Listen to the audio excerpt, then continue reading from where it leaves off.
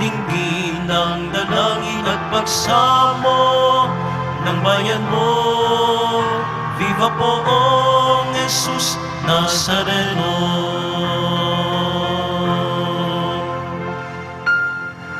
Sa ngalan ng Ama at ng Anak at ng Espiritu Santo. Amen. Ang pagpapala ng ating Panginoong Kristo, ang pag-ibig ng Diyos Ama, at ang pakikipagkaisa ng Espiritu Santo naway suma inyong lahat. At sumaiyo rin. Araw ng Biyernes, tayo po'y lumalapit upang tayo kahabagan ng ating mapagpatawad na Panginoon.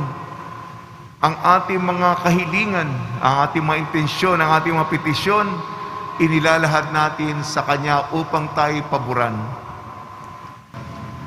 Mga kapatid, aminin po natin ating mga kasalanan upang tayo maging marapat gumanap sa banal na pagdiriwang. Inaamin ko Sa makapangyarihang Diyos at sa inyo mga kapatid, na lubha akong nagkasala sa isip, sa salita at sa gawa at sa aking pagkukulang. Kaya isinasamo ko sa mahal na Birheng Maria, sa lahat ng mga anghel at mga banal, at sa inyo mga kapatid, na ako'y ipanalangin sa Panginoong ating Diyos. kaawaan tayo ng makapangyarihang Diyos, patawarin tayo sa ating makasalanan, at patnubayan tayo sa buhay na walang hanggan. Amen. Panginoon, kaawaan mo kami. Panginoon, kaawaan mo kami. Kristo, kaawaan mo kami. Kristo, kaawaan mo kami. Panginoon, kaawaan mo kami. Panginoon, kaawaan mo kami. Manalangin tayo. Ama naming makapangyarihan, pinili mo ang mahihina sa turing ng sanlibutan upang hiyain ang mapagmalaking malalakas. Ngayong aming ipinagdiriwang ang pagsilang sa kalangitan ng iyong martir na si Santa Agnes. Kami naway pagbigyan mong makasunod sa pagiging matatag sa pananampalataya ayon sa ipinamalas niya sa pamamagitan sa Kristo kasama ng Espiritu Santo magpasawalang hanggan. Amen. Pagbasa mula sa unang aklat ni Samuel. Noong mga araw na iyon, pumili si Saul ng 3,000 Israelita at isinama sa paghahanap kay David sa bundok na mailap na kambing. Nang matapat sila sa isang kulungan ng tupa sa tabi ng daan, nanabi siya sa may bunganga ng kuweba sa tapat ng kulungan. Samantala, sina David ay nagtatago sa loob ng kuwebang iyon. Sinabi kay David ng kanyang mga tauhan, "Ito na marahil ang katuparan ng salita ng Panginoon. Ibibigay ko sa iyo ang iyong kaaway at maaari mong gawin sa kanya ang gusto mo." Palihim na lumapit si David at pinutol ang laylayan ng kasuotan ni Saul. Nang magawa niya ito, siya'y inusig ng kanyang budhi, pagkat para na niyang nilapastangan ang hari. Sinabi niya sa kanyang mga tauhan, "Huwag nawang itulot ng Panginoon, na lapastanganin ko ang hari na kanyang hinirang." At napakiusapan niya ang kanyang mga kasama na huwag galawin si Saul. Ito nama'y nagtindig na at nagpatuloy ng kanyang lakad. Nang malayo-layo na si Saul, lumabas ng kuweba si David at humiyaw, "Mahal kong hari." Nang lumingon si Saul, buong paggalang na yumukod si David. Sinabi niya, "Bakit po kayo naniniwala sa nagsabi sa inyo na ibig ko kayong patayin? Pinatunayan ko ngayon na hindi totoo yon. Nang kayo'y manabi sa may bunganga ng kuweba, ibig kayong patayin ng aking mga kasama, ngunit hindi ako pumayag. Sinabi ko sa kanila na hindi ko maaaring pagbuhatan ng kamay ang aking hari pagkat siya'y hinirang ng Panginoon. Narito, Ama ko, ang kapiraso ng laylayan ng inyong balabal. Kung ito'y napiraso ko sa inyong kasuotan, magagawa ko ring patayin kayo noon kung gusto ko. Ito ang katunayan na hindi ko kayo gagawa ng masama kahit pinagpipilitan ninyo akong patayin. Ang Panginoon ang humahatol sa atin. Siya na ang bahala sa inyo, ngunit hindi ko kayo maaaring pagbuhatan ng kamay. Gaya ng ating kasabihan, masamang tao lamang ang gumagawa ng masama. Ngunit ako ay di maaaring magbuhat ng kamay sa inyo. Sino ako upang paghanapin ng hari? Ako'y tulad lamang ng isang patay na aso o kasinliit ng pulgas. Ang Panginoon ang humatol sa ating dalawa. Siya ang higit na nakakaalam tungkol sa usapang ito at siya ang magliligtas sa akin laban sa inyo. Pagkatapos magsalita ni David, sinabi ni Saul, David, anak ko, ikaw nga ba iyan? At siya'y nanangis. Sinabi pa ni Saul, higit kang mabuti kaysa akin. Sinusuklian mo ng mabuti ang masamang ginagawa ko sa iyo. Ito'y pinatunayan mo ngayon. Hindi mo ako pinaslang, bagamat maluwag mong magagawa. Bihira sa tao ang makagagawa ng ginawa mo. Ang pawalan pa ang kaaway na nasa ilalim na ng kanyang kapangyarihan. Pagpalain ka nawa ng Panginoon sa kabutihan mong ito sa akin. Ngayon, alam kong ikaw ay magiging hari ng Israel at natitiyak kong mapapanatag ang bansang ito sa ilalim ng iyong pamamahala. Ang salita ng Diyos. Salamat sa Diyos. Poon kami kaawaan at lagi mong kahabagan. Poon kami kaawaan at lagi mong kahabagan. Mahabag ka, O aking Diyos, ikaw sana ay mahabag. Sa iyo lumalapit upang ako ay maligtas. Pagkat aking nasumpungan sa lilim ng iyong pakpak, ligtas ako sa panganib hanggang ito ay lumipas. Poon kami kaawaan at lagi mong kahabagan. Yaong aking tinatawag ang Diyos sa kalangitan, ang Diyos na nagdulot ng lahat kong kailangan.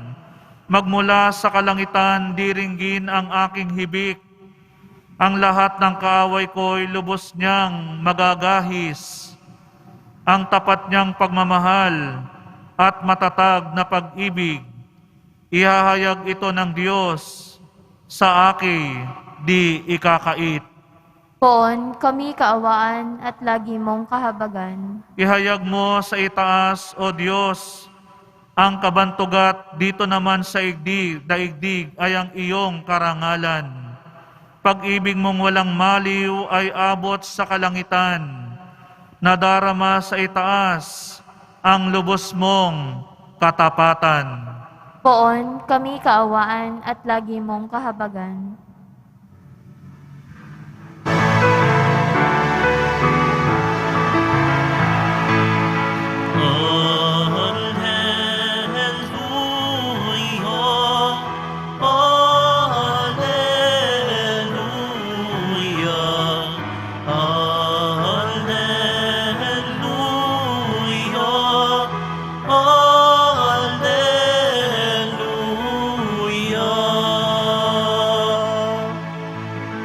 Pinagkasundo ni Kristo ang Diyos at mga tao, kaya't napatawad tayo.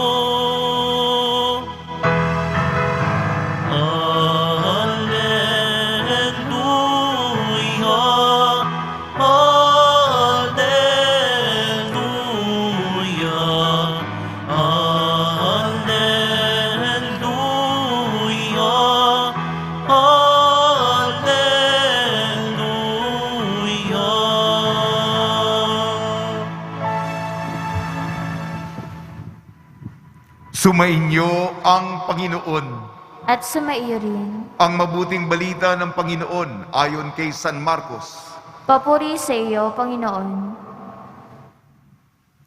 Noong panahong yun, umahon si Jesus sa kabuluran, kasama ang kanyang mga pinili. Humirang siya ng 12 na tinawag niyang mga apostol, upang maging kasama niya, suguing mangaral, at bigyan ng kapangyarihang magpalayas ng mga demonyo. Ito ang 12 hinirang niya. Si Simon na tinagurian niyang Pedro, Santiago at Juan, mga anak ni Zebedeo, sila'y tinaguriang Boanerges, nang ibig sabihin mapupusok. Sina Andres, Felipe, Bartolome, Mateo, Santiago na anak ni Alpeo, at Tadeo, si Simona Makabayan, at si Judas Iscariote na siyang nagkanulo sa kanya. Ang mabuting balita ng Panginoon. Pinupuri ka namin, Panginoong Hesukristo. Ngayong Biyernes po na mahalaga sa ating komunidad sa Quiapo, binabati po namin kayo sa pagpapala, pagbibindisyon, pagbibiyaya, pagkakalob ng napakaraming grasya mula sa ating napakabait na Nuestro Padre Jesus Nazareno. Patuloy po nating itinataas ang intensyon, kahilingan, dasal ng lahat ng mga deboto ng puon upang tayo magtulungan sa pagdadasal sa isa't isa. Ang mga may sakit na may karamdaman, gumaling sila, at ang mga sumakabilang buhay, sila'y itaas natin sa dakilang awa ng may kapal. Ang ating mga pagbasa ngayong Biyernes, maaari natin tingnan ito mula sa aral ng ano ba ang isang Kristiyanong pamumuno, isang Kristiyanong leader.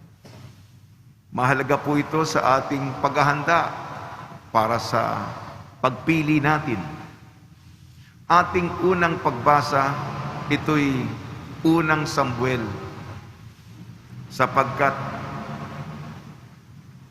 yung bahay ni Saul, nawala na ang pabor ng Panginoon, at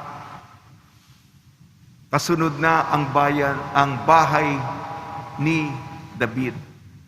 Mahalaga sa pamumuno natin, pagiging leader, kung tayo'y binigyan ng katungkulan, alalahanin natin hindi ito posisyon ng kapangyarihan. Hindi ito poder. Kung hindi, pagkakataon ito upang tayo maglingkod. Ang pamumuno ay alam natin tayo'y kasangkapan, tayo'y bihikulo, tayo'y instrumento ng Panginoon. Narinig natin sa unang pagbasa, nagsiselos, naiinggit si Saul kay David. Ba, mas popular ito Susunod pag-iinteresa niya yung korona ko. Kaya, intensyon ni Saul na patayin si David habang maliit pa yan, iligpit na yan. Ano ba ang konteksto nitong kaharian? Hindi ba sinabi ng Panginoon kay Samuel, hindi ako ang tinalikdan ng Israel, nagtatampo, nasaktan ang damdamin ng Panginoon. Ayaw nila ako maging hari ng buhay nila. Kaya gusto nila may hari sila na pipiliin. O sige, pagbigyan mo na nga. Paano yung mga tao? Oh, yung mga kapitbahay, nainggit. Meron silang hari, may koronasyon, merong regal na pagdiriwang, may mga ek-ekan, kaborloyan, mga palamuti. Yan. Pero kasama ng mga seremonya na ito, kayong labanan ng mga bahay, Hindi ba ganyan sa mga sekular, mga political na mga konteksto? Kampo nito, laban sa kampong ito. Partido nito, laban sa partidong yan. Polarisasyon, bahay, kalaban nito. Kung ikaw ay namumuno sa Kristiyanong komunidad, hindi poder, kapangyarihan, otoridad, mga karibal, mga kukontra, susupilin mo. Hindi. Hindi yan ang pag-iisip. Kung hindi, paano? Ang hari, salamat Panginoon, binigyan niyo ako ng katungkulan. Gagawin ko ang lahat upang maglingkod sa iyo. Ako'y utusan niyo lamang. Sabi nga sa unang pagbasa, si Haring David may puso ng autentikong leader. Ako'y pulgas sa aso. Ang turing niya sa kanya, sarili niya, pulgas. Nagpapakababa siya. Pangalawa, tayo'y namumuno.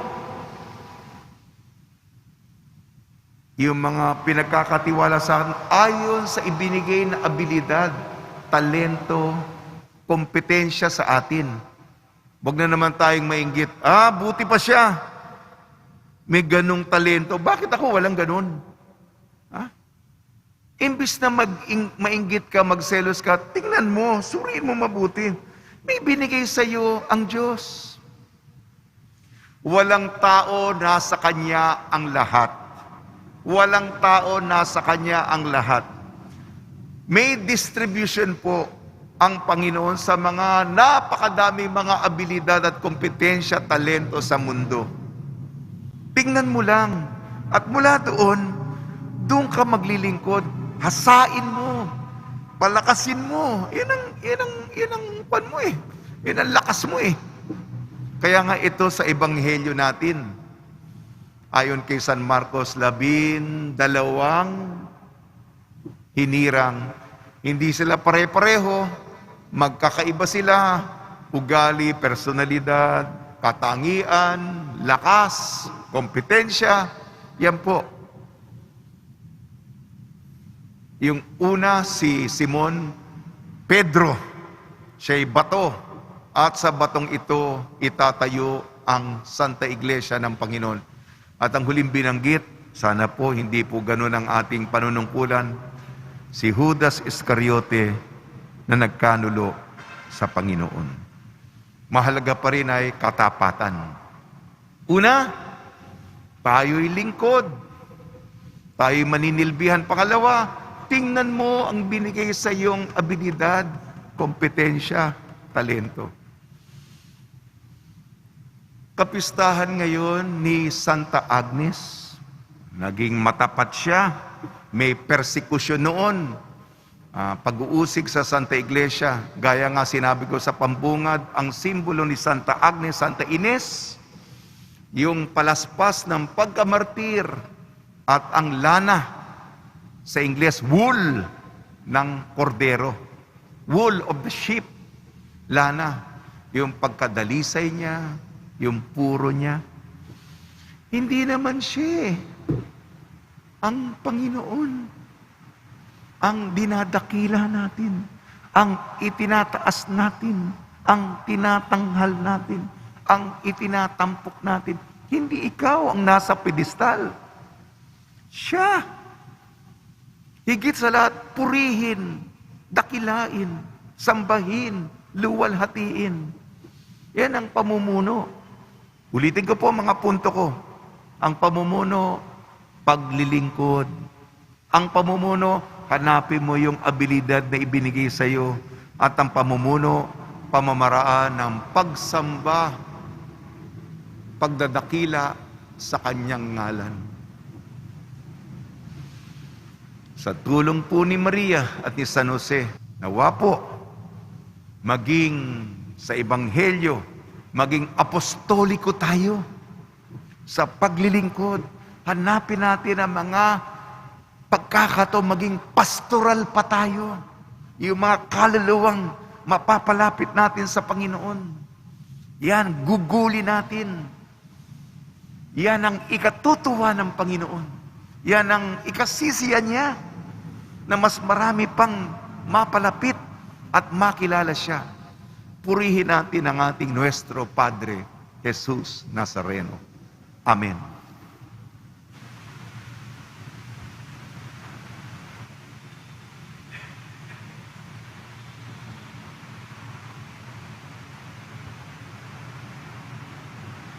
Minamahal kong mga kapatid, bilang banal na bayan na tinawag ng Diyos sa iba't ibang pamamaraan upang ipalaganap ang mabuting balita ng kanyang paghahari, tugon po natin, Panginoon, dinggin mo ang aming panalangin. Panginoon, dinggin mo ang aming panalangin. Ang mga tinawag sa simbahan na mamuno sa bayan ng Diyos, naway magkaroon ng tapang na ipalaganap ang Ebanghelyo ni Hesukristo. Manalangin tayo. Panginoon, dinggin mo ang aming panalangin. Ang mga naghahanap sa Diyos, naway matagpuan nila ang kaliwanagan at buong kaloobang tumugon sa paanyaya ng Diyos. Manalangin tayo. Panginoon, dinggin mo ang aming panalangin. Ang mga kabataan, naway marinig at makilala nila ang tinig ni Kristo na tumatawag sa kanila sa buhay na paglilingkod. Manalangin tayo. Panginoon, dinggin mo ang aming panalangin. Ang mga may sakit, naway tumanggap ng kasiyahan at lakas mula sa mga nag-aaruga sa kanila. Manalangin tayo. Panginoon, dinggin mo ang aming panalangin. Diyos, Ama sa langit, tinawag mo kami mula sa mga ordinaryong pagkakataon sa aming buhay. Hayaan mo na bigyan kami ng espiritu ng lakas. Hiniling namin sa pamamagitan ni Kristo ang aming Panginoon. Amen.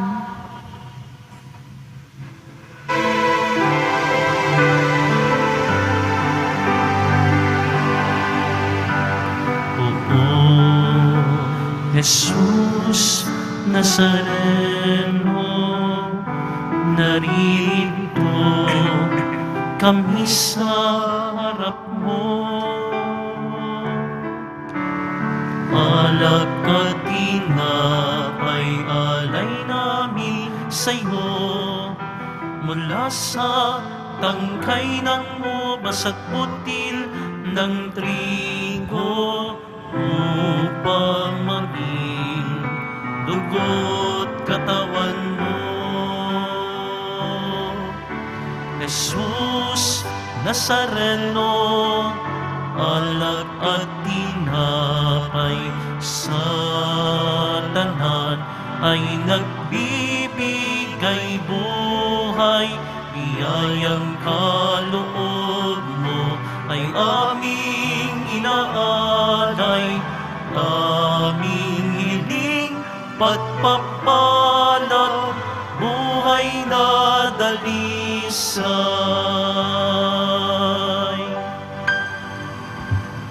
Manalangin kayo mga kapatid upang ang ating paghahain ay kalugdan ng Diyos amang makapangyarihan. Tanggapin nawa ng Panginoon itong paghahain sa iyong mga kamay, sa kapurihan niya at karangalan, sa ating kapakinabangan at sa buong sambayanan niyang banal. Ama namin lumikha, ang mga alay na ito ay mapuspos nawa ng iyong pagpapala at patatagin mo kami sa pananampalataya na pinanghawakan ni Santa Agnes hanggang dumanak ang dugo niya sa pamamagitan ng Kristo kasama ng Espiritu Santo magpasawalang hanggan. Amen. Sumainyo ang Panginoon. At sumaiyo rin. Itaas sa Diyos ang iyong puso at diwa. Tinaas na namin sa Panginoon. Pasalamatan natin ang Panginoong ating Diyos. Marapat na siya ay pasalamatan. Ama naming makapangyarihan, tunay nga marapat na ikaw ay aming pasalamatan. Ngayong aming kagalakan na si Santa Agnes ay parangalan. Siya'y kapanalig naming may paninindigan na ikaw ay pahayag kahit siya'y mamatay, sapagkat minarapat mong kanyang matularan ang iyong anak na naghain ng sariling buhay. Tulad ng naganap sa iyong anak, ang dugo ng mga martir ay dumanak, hindi dahil sa katatagang likas, kundi dahil sa iyong bigay na lakas. Kaya kaisa ng mga anghel na nagsisiawit ng papuri sa iyo nang walang humpay sa kalangitan, kami nagbubunyi sa iyong kadakilaan.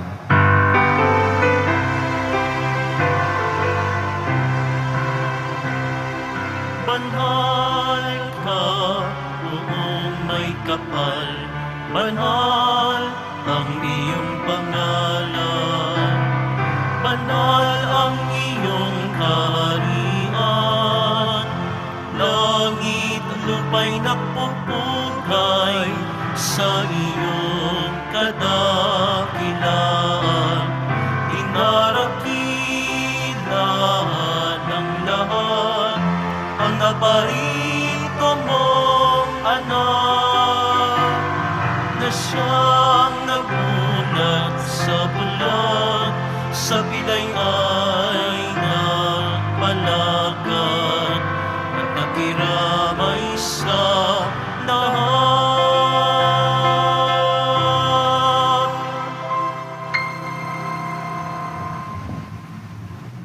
Ama naming banal, ikaw ang bukal ng tanang kabanalan. Kaya sa pamamagitan ng Espiritu, gawin mong banal ang mga kaloob na ito, upang para sa amin maging katawan at dugo ng aming Panginoong Jesucristo. Bago niyang pinagtiis ang kusang loob na maging handog, hinawakan niya ang tinapay. Pinasalamatan kanya. Pinaghati-hati niya yun. Iniabot sa kanyang malagad at sinabi, "Tanggapin ninyong lahat ito at kanin. Ito ang aking katawan, nihahandog para sa inyo."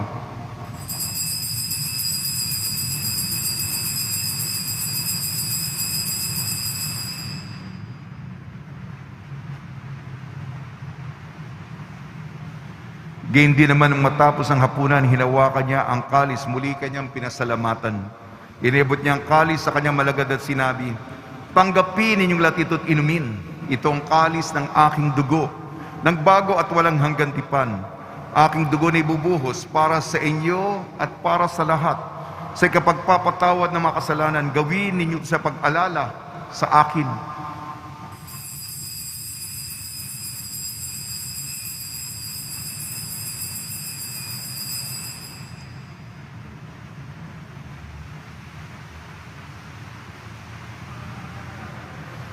Ipagbunyi natin ang misteryo ng pananampalataya. Si Kristo'y namatay, si Kristo'y nabuhay, si Kristo'y babalik sa wakas ng panahon. Ama, ginagawa namin ngayon ang pag-alala sa pagkamatay at muling pagkabuhay ng iyong anak. Kaya't inialay namin sa iyong tinapay na nagbibigay buhay at ang kalis na nagkakaloob ng kaligtasan.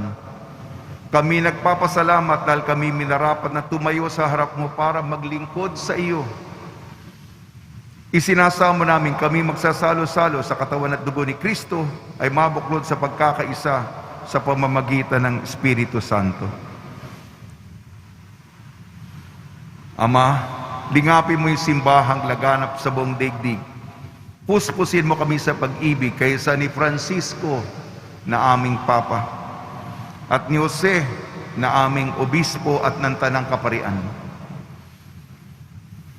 Alalahanin mo rin ang mga kapatid naming na himlay na may pag-asang sila'y muling mabubuhay, gayon din ang lahat ng mga pumanaw.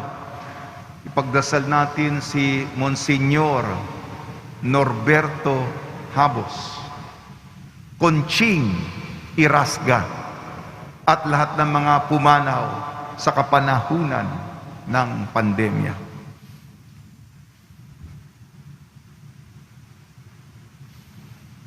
Kaawaan mo sila at patuloyin sa iyong kaliwanagan.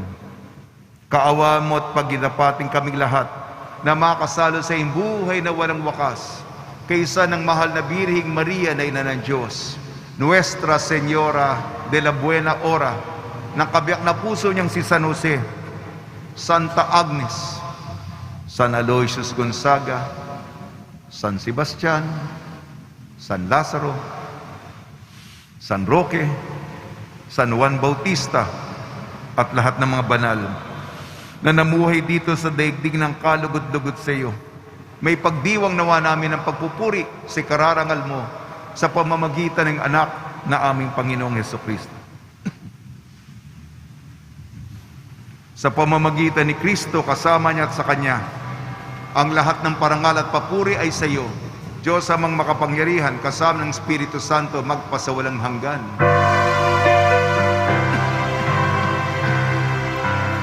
Amen.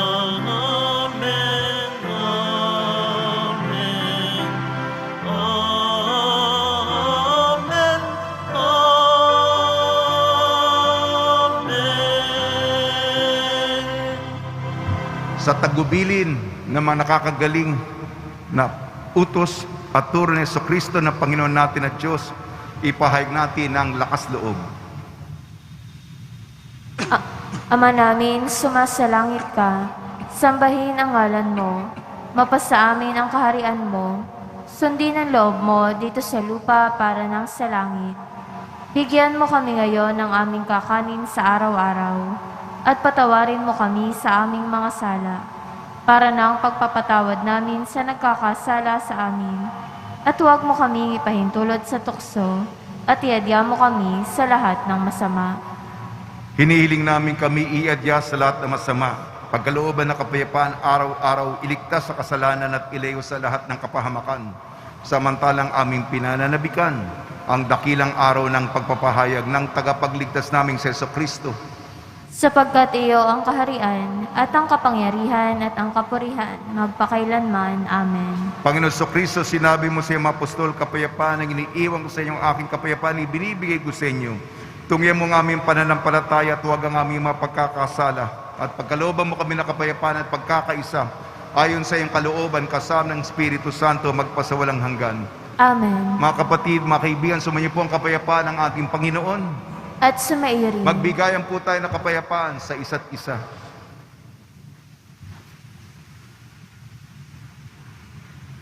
Kordero ng Diyos na nag-aalis ng mga kasalanan ng sanlibutan, maawa ka sa amin. Kordero ng Diyos na nag-aalis ng mga kasalanan ng sanlibutan, maawa ka sa amin. Kordero ng Diyos na nag-aalis ng mga kasalanan ng sanlibutan, ipagkaloob mo sa amin ang kapayapaan. Ito ang kordero ng Diyos. Ito nag-aalis ng kasalanan ng sanlibutan. Mapalad ang mga inayayahan sa kanyang piging. Panginoon, hindi ako karapat-dapat na magpatuloy sa iyo, ngunit sa isang salita mo lamang ay gagaling na ako.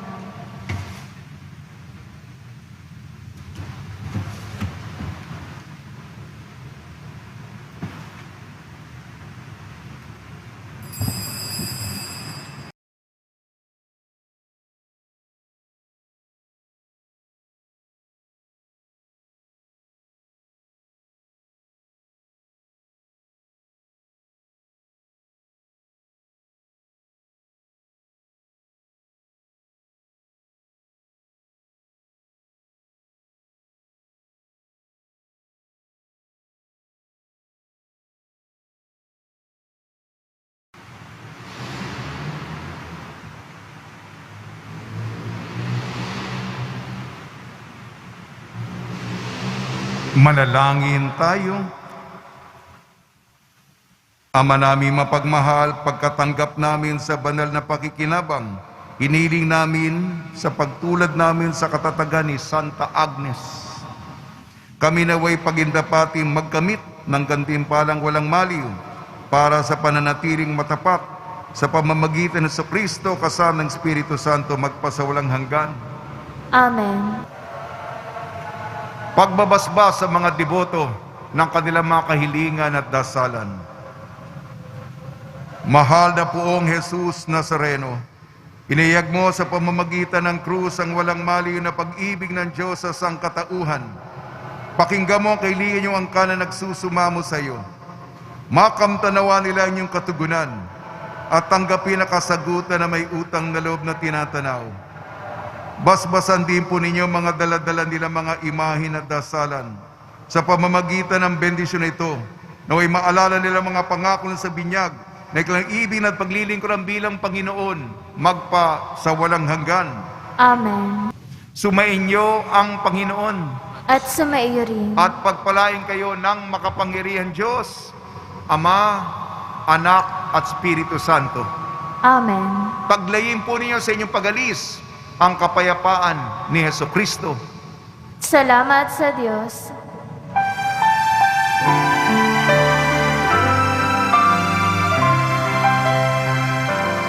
Nuestro Padre Jesus Nazareno, sinasamba ka namin, pinipinto ka namin, aral mo ang aming buhay at kaligtasan. Nuestro Padre Jesus Nazareno, iligtas mo kami sa kasalanan. Ang krus mong kinamatayan ay sagisag ng aming kaligtasan.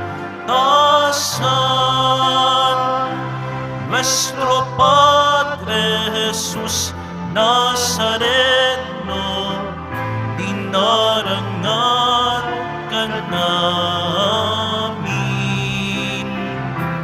Nuestro Padre Jesus Nazareno, nilulwalhati ka namin. Nuestro Padre Jesus Nazareno, dinarangan ka namin.